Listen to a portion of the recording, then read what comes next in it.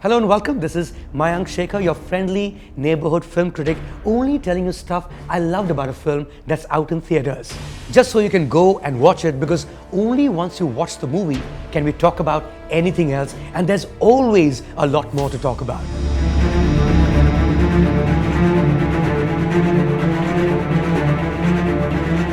The film Section 375, in fact, is all about watching, understanding, sometimes also taking a stand as an audience and discussing. It is what you would call a conversation starter.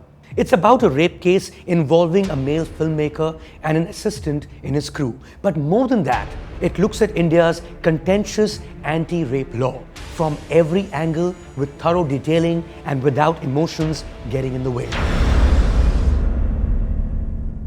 So we know the subject at the center of it are all hot button topics. Me Too or sexual harassment at the workplace, crime or violence against women in general, and the role of men in all of this.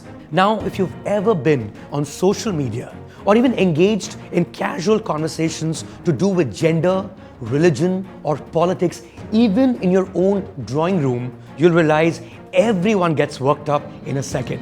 This film, in that sense, deals with a very sensitive subject. It's taking a huge risk. It's a bold film. What you find commendable is, despite all of that, it manages to walk on thin ice without falling off even once. The beauty is in the script that's full of perspectives and yet with multiple twists and turns. Now, most movies, especially Hindi movies, you'll notice, right from Damani to Pink, they're essentially courtroom dramas, follow a strict pre- and post-interval structure.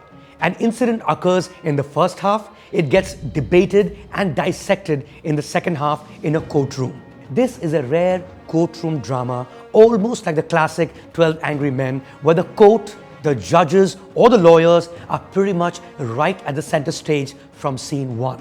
And the film is not about justice, which is an ideal, but law itself, which relies on evidences and interpretation rather than truth.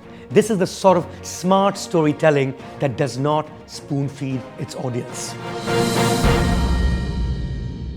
And of course, all of this is possible because of exceedingly competent filmmaking led by the director of BA Pass, Ajay Bahal. The movie is more or less set in Bombay High Court. The incident being debated hardly lasts 20 minutes in actual lifetime, and yet the director manages to keep you glued to the seat with your eyes on screen for over 120 minutes. This riveting engagement is an achievement by itself.